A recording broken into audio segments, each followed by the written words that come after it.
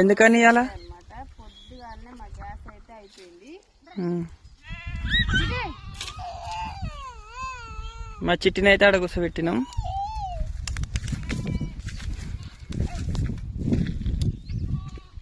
ఓకేనా ఫ్రెండ్స్, మరి మీరందరూ ఏం చేస్తున్నారో కామెంట్ చేయండి.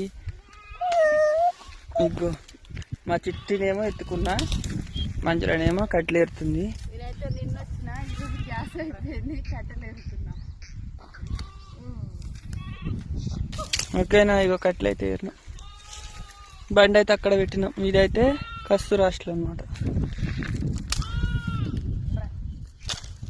ఉండరాయి. ఇగో మా కుక్క